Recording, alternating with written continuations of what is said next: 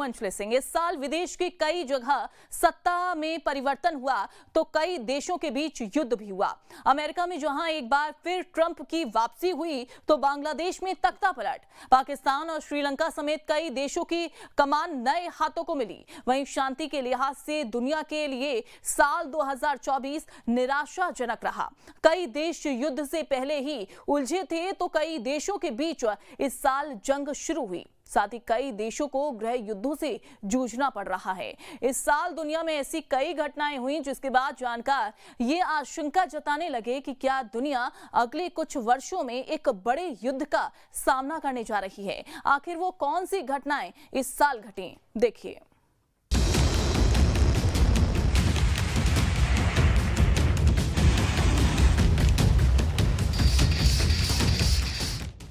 रूस और यूक्रेन युद्ध 2024 में भी जारी रहा।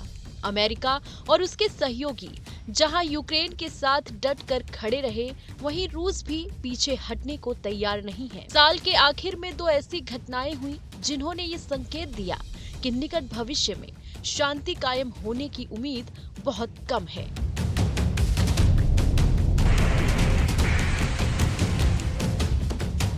पिछले दिनों वॉशिंगटन ने यूक्रेन को रूस के भीतर लंबी दूरी की अमेरिकी मिसाइलों के इस्तेमाल की अनुमति दे दी। इसके बाद अमेरिका ने एक और बड़ा फैसला लेते हुए यूक्रेन को एंटी पर्सनल लैंड माइन्स भेजने का फैसला किया है। इसकी प्रतिक्रिया में रूस ने अपने परमाणु नीति में संशोधन कर दिया।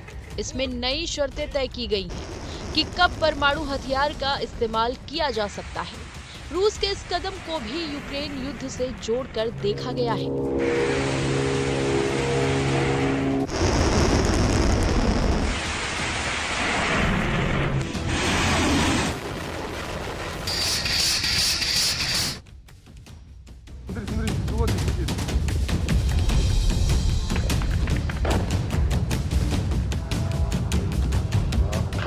कुछ दिनों पहले रूस के कजान शहर में अमेरिका के 9/11 जैसा हमला हुआ। यूक्रेन ने कजान पर 8 ड्रोन अटैक किए। इनमें से 6 अटैक रिहायशी इमारतों पर हुए। हमले से जुड़े कई वीडियो वायरल हो रहे हैं, जिनमें इमारतों से ड्रोन टकराते हुए नजर आ रहे हैं।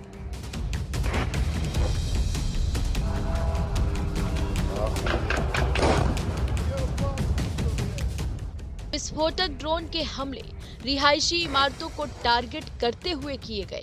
रूस की राजधानी मॉस्को से करीब 800 किलोमीटर दूर कजान में हाई राइज बिल्डिंगों पर हुए हमले के बाद हड़कंप मच गया। ड्रोन अटैक के बाद अफरा तफरी मच गई और लोग मेट्रो स्टेशन में शरण लेने को मजबूर हो गए। सीरियल ड्रोन अटैक से 3 हाई राइज इमारतों को काफी नुकसान पहुंचा है। हमला इतना सटीक था कि एक के बाद एक सभी ड्रोन अपने टारगेट को हिट करने में कामयाब रहे। कजान में ड्रोन हमले ठीक उसी तरह हुए हैं जैसे 9 नवंबर 2001 को अमेरिका के वर्ल्ड ट्रेड सेंटर पर किया गया था। आतंकियों ने 4 प्लेन हाईजैक कर हमला किया था। इनमें से 3 प्लेन एक-एक कर अमेरिका की 3 अहम इमारतों में क्रैश कराए गए थे। उस हमले में करीब 3000 लोगों की मौत हो गई थी।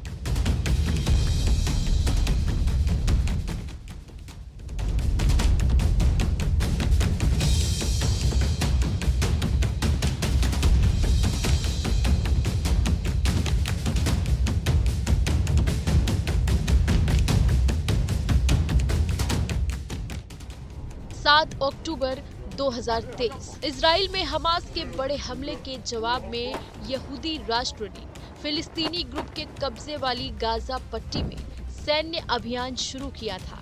हमास के हमले में करीब 1200 लोग मारे गए थे, जबकि 250 से ज्यादा लोगों को बंधक बनाया गया था। 2024 में गाजा युद्ध अपने सबसे क्रूर और भीषणात्मक चरण में प्रवेश कर गया। हमास को तबाह करने पर उतारू इजराइल ने गाजा पट्टी को खंडहर में तब्दील कर दिया।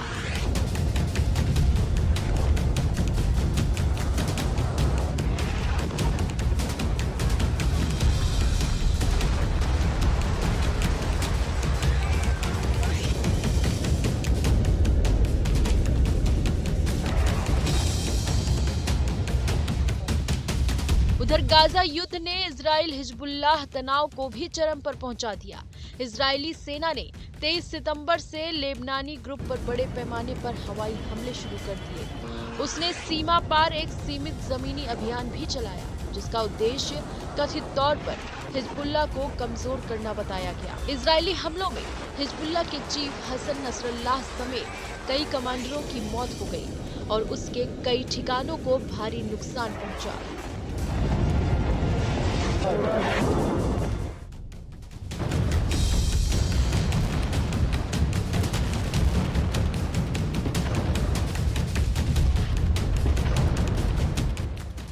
2024 में पहली बार ईरान और इजराइल में सीधा सैनिक टकराव देखने को मिला। गाजा में इजरायली सैन्य कार्रवाई का ईरान तीखा विरोध कर रहा था।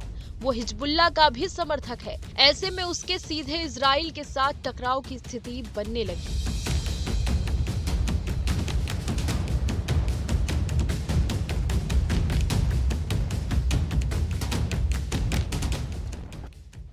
एक अप्रैल को इजराइल ने सीरिया के दमिश्क में एक ईरानी वाणिज्य दूतावास परिसर पर बमबारी की, जिसमें कई वरिष्ठ ईरानी अधिकारी मारे गए।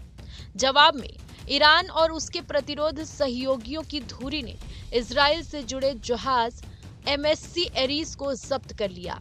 तेहरान और उसके सहयोगियों ने 13 अप्रैल को इजराइल के अंदर मिसाइल और ड्रोन हमले किए। इसके बाद इजराइल ने 19 अप्रैल को ईरान और सीरिया में जवाबी हमले किए।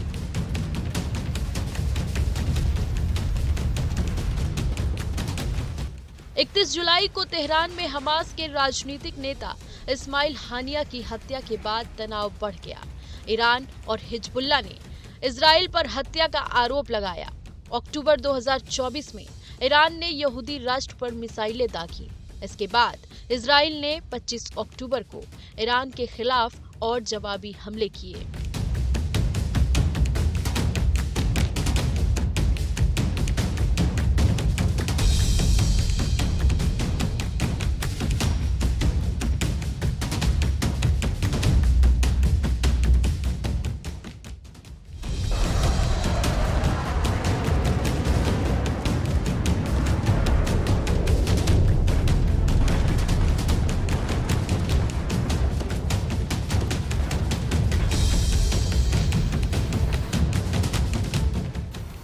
अब बात ऐसी खबर की जिससे पूरे विश्व भर में सनसनी फैल गई। लेबनान में 17 सितंबर 2024 को 3000 पेजर्स में विस्फोट किए गए। हिजबुल्लाह ने आरोप लगाया कि इन पेजर्स में इजराइल ने विस्फोटक लगाए थे। ऐसा कर इजराइल एक साथ 4000 लोगों को मारना चाहता था। पेजर धमाका राजधानी बेरूत से लेकर बाका वैली जैसे इलाके में हुआ।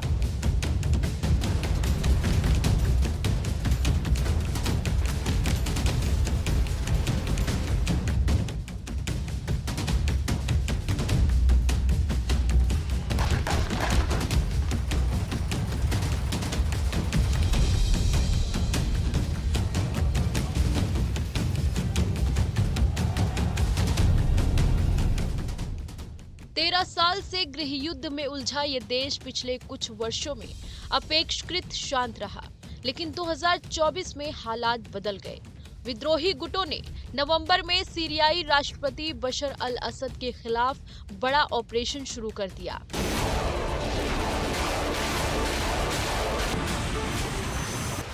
लंबे समय से विद्रोहियों का सफलतापूर्वक मुकाबला करने वाले असद इस बार अपनी सत्ता नहीं बचा पाए।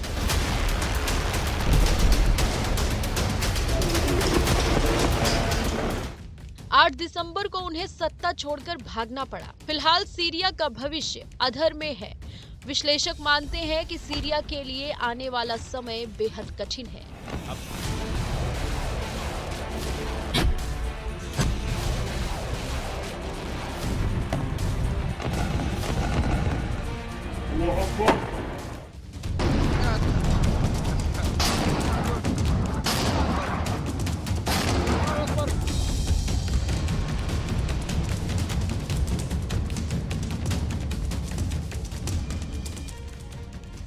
सूडान में 15 अप्रैल 2023 से गृह युद्ध जारी है। अर्धसैनिक रैपिड सपोर्ट फोर्सेस और सुडानी सशस्त्र बल खूनी संघर्ष में उलझे हैं। अंतर्राष्ट्रीय संगठनों के अनुमान के अनुसार सूडान में चल रहे युद्ध में 27,120 से ज्यादा लोगों की जान जा चुकी है और 14 मिलियन से ज्यादा लोग देश के भीतर या विदेश में विस्थापित हुए हैं।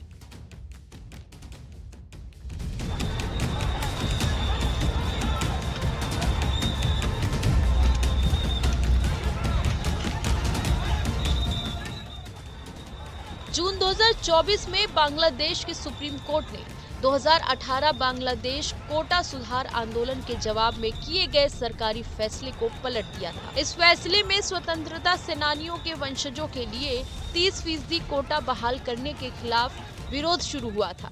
छात्रों को ऐसा लगने लगा कि योग्यता के आधार पर उनके पास सीमित अवसर ही बचेंगे।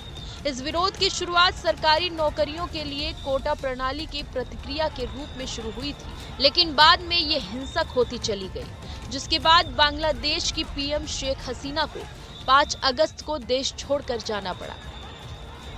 बांग्लादेश में पीएम शेख हसीना के इस्तीफे की मांग कर रहे प्रदर्शनकारियों और सत्तारूढ़ी पार्टी के समर्थकों के बीच 4 अगस्त 2024 को हुई झड़प में कम से कम 91 लोग मारे गए और सैकड़ों घायल हो गए, जिसके बाद देश में अनिश्चितकाल के लिए देशव्यापी कर्फ्यू लागू करना पड़ा। शेख हसीना के देश छोड़ने के बाद मोहम्मद यूनुस के नेतृत्व में वहां सरकार बनी, लेकिन आज भी बांग्लादेश में हिंदुओं के खिलाफ लगातार हिंसाएं हो रही हैं। बांग्लादेश में इस्कॉन धर्मगुरु की गिरफ्तारी भी कर ली गई। कुल मिलाकर वहां के हालात अभी भी खराब है।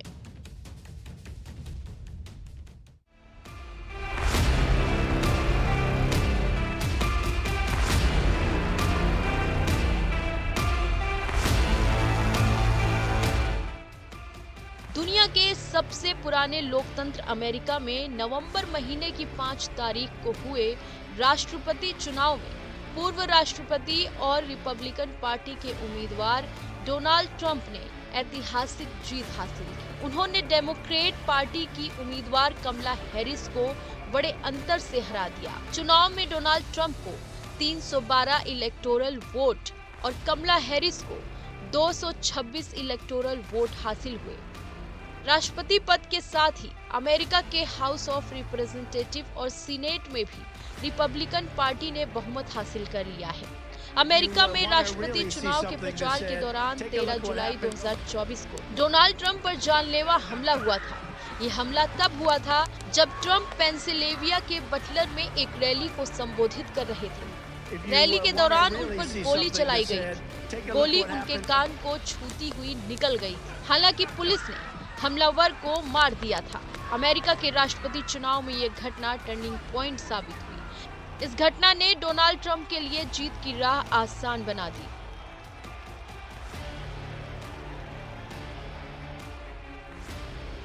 यूक्रेन से छिड़ी जंग के बीच व्लादिमीर पुतिन को अप्रैल 2024 में 5वीं बार रूस का राष्ट्रपति चुना गया। पुतिन साल 2000 से लगातार सत्ता में हैं। पुतिन अगले 6 साल के लिए रूस के राष्ट्रपति बने हैं, यानी 2030 तक वो रूस की सत्ता में रहेंगे। इस बार उन्हें 87% से ज्यादा मत हासिल हुए। वहीं ब्रिटेन में 650 सीटों के लिए 4 जुलाई 2024 को हुए आम चुनाव में 14 साल बाद लेबर पार्टी का जादू चला। तत्कालीन प्रधानमंत्री ऋषि सुनक की राइट विंग कंजर्वेटिव पार्टी को भारी हार का सामना करना पड़ा। लेबर पार्टी ने करीब 410 सीटें जीतकर इतिहास रच दिया और कीर स्टार्मर ब्रिटेन के नए प्रधानमंत्री बने। उधर दक्षिण अफ्रीका में 29 मई 2024 को नेशनल असेंबली का चुनाव हुआ। यहाँ सत्तारूढ़ अफ्रीकी नेशनल कांग्रेस सबसे बड़ी पार्टी बनी रही, लेकिन उसके समर्थन में काफी गिरावट दर्ज की गई। लिहाजा पार्टी ने संसद में अपना बहुमत खो दिया। जापान में भी 27 अक्टूबर 2024 को आम चुनाव हुए। इसमें प्रधानमंत्री शिगेरू इशिबा की लिबरल डेमोक्रेटिक पार्टी को बहुमत नहीं मिला। सत्तारूढ़ गठबंधन ने बहुमत से 18 सीटें पीछे रहते हुए 215 सीटों पर जीत दर्ज की। वहीं मुख्य विपक्षी संवैधानिक डेमोक्रेटिक पार्टी को 148 सीटें मिली। पिछले चुनाव के मुकाबले उसे 50 सीटों का नुकसान हुआ। उधर फ्रांस में भी जुलाई 2024 में आम चुनाव हुए। यहाँ 577 सीटों के लिए हुए चुनाव में किसी भी पार्टी को स्पष्ट बहुमत नहीं मिल सका। वामपंथी न्यू पॉपुलर फ्रंट गठबंधन ने इस चुनाव में बड़ी सफलता हासिल की और 188 सीटों पर जीत दर्ज की। वहीं राष्ट्रपति इमैनुअल मैक्रों का मध्यमार्गी गठबंधन सिर्फ 161 सीटें हासिल कर सका, जबकि दक्षिणपंथी नेशनल रैली 141 सीटों के साथ तीसरे स्थान पर रही। बहुमत के लिए कोई भी पार्टी 289 का आंकड़ा पार नहीं कर सकी।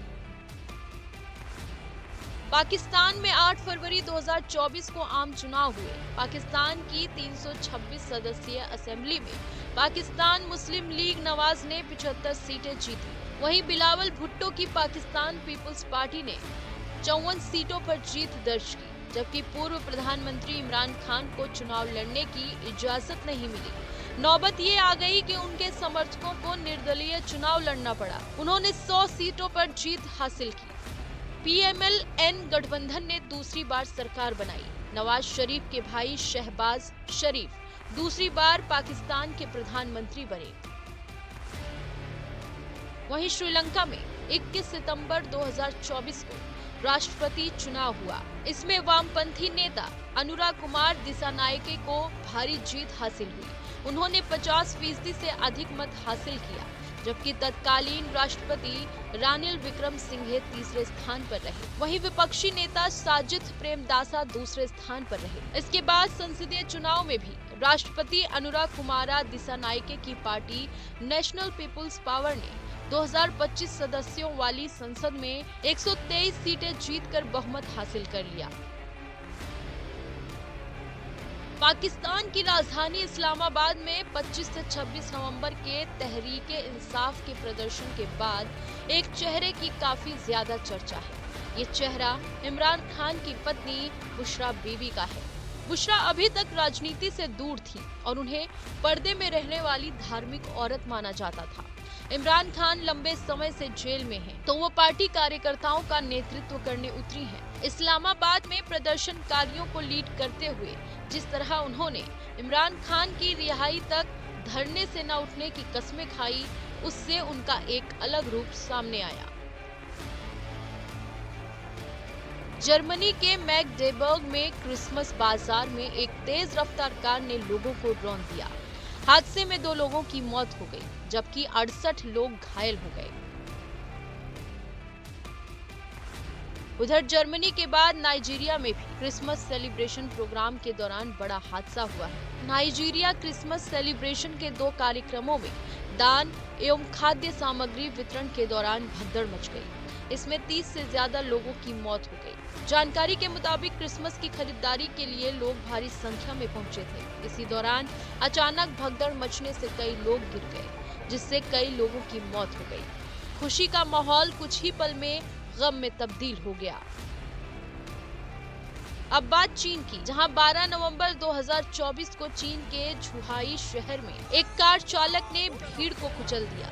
यहां एक स्टेडियम के बाहर 62 साल के शख्स ने एक्सरसाइज कर रही भीड़ पर कार चढ़ा दी। इस हादसे में करीब 35 लोगों की मौत हो गई।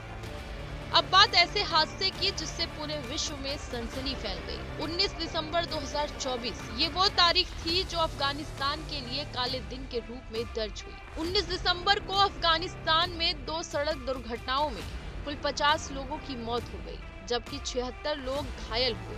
19 दिसंबर को काबुल कंधार राजमार्ग पर एक यात्री बस और तेल टैंकर के बीच टक्कर हो गई, जबकि दूसरी घटना उसी राजमार्ग पर दूसरे इलाके में हुई। काबुल कांधार हाईवे अफगानिस्तान की राजधानी को दक्षिण से जोड़ता है। इस साल दुनिया भर में भी भयानक प्राकृतिक आपदाएं देखने को मिली। इटली और दक्षिणी अमेरिका में सूखा पड़ा, जबकि नेपाल, सूडान और यूरोप में बाढ़ ने तबाही मचाई। मैक्सिको, माली और सऊदी अरब में हीटवेव के कारण हजारों लोग अपनी जान गंवा बैठे। वहीं अमेरिका और फिलीपींस जैसे देशों में विनाशकारी साइक्लोन ने कहर ढाया। साल 2024 में भी चीन में बाढ़ बारिश ने जमकर तबाही मचाई। बाढ़ आने से कई इलाकों में तबाही का मंजर देखने को मिला। उधर स्पेन में भी आसमानी आफत का कहर देखने को मिला। कई कारें बाढ़ के पानी में बह गईं, गांवों में पानी भर गया और रेल लाइन एवं राजमार्ग अवरुद्ध हो गए। यहाँ हुई बारिश के बाद आई बाढ़ में करीब 100 से ज्यादा लोगों की मौत हो गई। सऊदी अरब, संयुक्त अरब अमीरात का इलाका चिलचिलाती गर्मी के लिए जाना जाता है, लेकिन इस साल सऊदी के कई इलाकों में बाढ़ बारिश का कहर देखने को मिला। अरब क्षेत्र के रेगिस्तानी इलाकों में पिछले दिनों ही हो रही भयंकर बारिश ने लोगों को हैरान कर दिया है। जो इलाके पानी के लिए बरसों से प्यासे थे, वहां इतनी बारिश हुई कि जल प्रलय जैसा नजारा दिखने लगा। यूएई को तो बारिश के चलते लोगों को घरों में रहने के लिए आदेश जारी करना पड़ा। Team news state.